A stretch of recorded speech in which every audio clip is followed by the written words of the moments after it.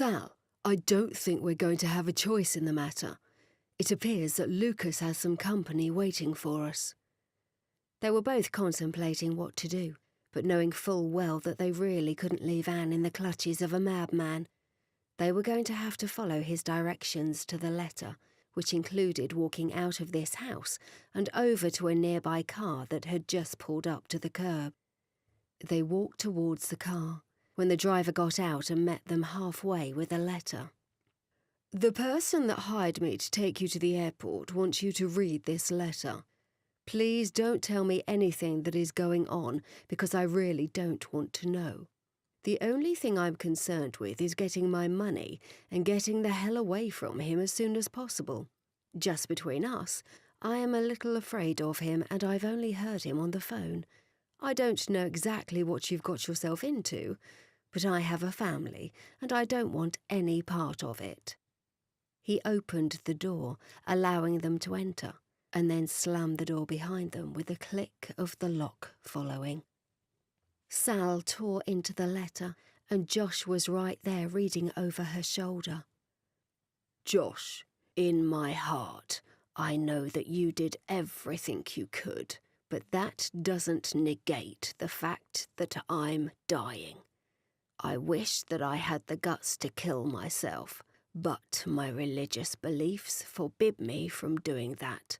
There were times that I hoped you would come back and finish me off yourself, but you never did. I suppose over the years I've become jaded, and with the drugs I'm on, I'm sure that I've gone a little bit crazy. Anyway, I think that I've gotten off subject, and this car is going to drive you to the airport, where a chartered jet is waiting for you, fueled and ready to go. You are to get onto it without any questions, and you're not to speak to anyone unless you are spoken to first. If you can't do this, I will kill Anne, cut her up in little pieces, and send her back to you one piece at a time. Sal, I'm sorry that I had to get you and your friend into this, because this is a fight that should be between him and me. He was usually an honourable man, but I can see that the drugs he's on and the time that has elapsed have corrupted his mind. Josh could still remember the last day that he had spent with Lucas, holding him and listening to him moan in pain through the night. The next 5 hours was excruciating, but he couldn't bring himself to tear himself away from him. He was a coward for leaving him like that in the morning, and it was the most painful decision that he had ever made. Josh, like I've said before, this is a family problem to deal with now. You can't beat yourself up forever, and you're going to have to put it aside in order to keep your mind clear. I think he's only using this letter to confuse you, make you think about past discretions, and leave you open for attack. This is his way of stopping you from having your A game.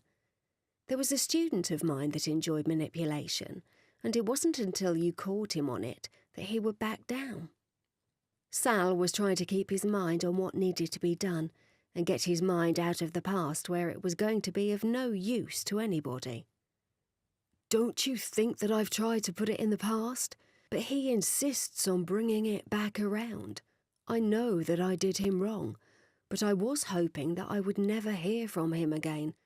That's the reason why I faked my death, changed my last name and went far away. I'm still surprised that he was able to find me, but I don't think he was working alone. I think that his son has designs on his empire and that he was more than happy to track me down. He wants us to fight to the death, and he's hoping that his father will be a casualty. He doesn't care about me, and the only thing he cares about is money. Josh had done his own research and found out that Lucas's son was planning a hostile takeover.